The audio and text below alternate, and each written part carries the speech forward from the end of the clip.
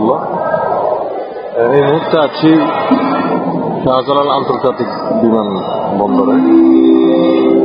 একটু পরে আমার ফ্লাইট।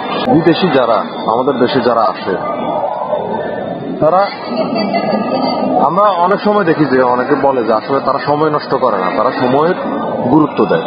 এই যে আমার পাশে একজন আছে বিদেশি, দেখুন উনি বই পড়তেছে। আমি প্রায় এখানে 1 ঘন্টার উপরে বসে আছি।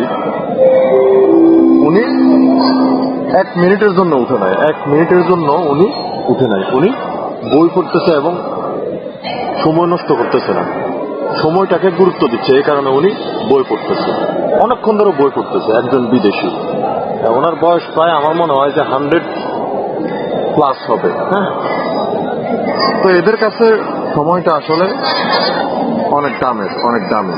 সময়ের গুরুত্ব এরা বুঝে, কিন্তু আমাদের সমস্যা, আমরা বাঙালিরা সময়টা আসলে গুরুত্ব দিতে পারি না।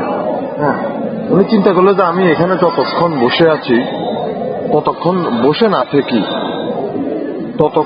বসে না থেকে মোবাইল টিপাটিপি না করে যদি আমি বই পড়ার মধ্যে সময়টা কাটাই, তাহলে আমার জ্ঞানটা বৃদ্ধি পেল এবং আমি জানলাম, কিছু শিখলাম। উনি কিন্তু ইচ্ছে করলে গুগলে ঢুকে কিন্তু মোবাইলেও কিন্তু দেখতে পারে, পড়তে পারে। কিন্তু মোবাইল এবং বইয়ের মধ্যে পার্থক্য হচ্ছে এটা যে আপনি যখন মোবাইলে একটা জিনিস দেখবেন, ওটার ব্রাইটনেস বা আপনার যে যেটা, সেটা অন করে লো যে অফ করলেও সে, কিন্তু বইয়ের পড়াটার একটা মানে গুণ থাকে, মান থাকে। হ্যাঁ, যে আমি বইটা পড়তেছি, একটা জিনিস শিখতেছি।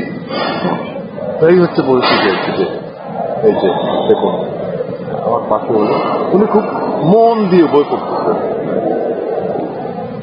এই হচ্ছে অবস্থা। কিন্তু বাংলাদেশের মানুষ আর বিদেশি মানুষদের মধ্যে এই হচ্ছে পার্থক্য, যে তারা সময়কে গুরুত্ব দেয়, সময়ের মূল্য তারা বোঝে। ভালো থাকবেন। ভিডিওটা ভালো লাগলে শেয়ার করবেন। আসসালামু আলাইকুম।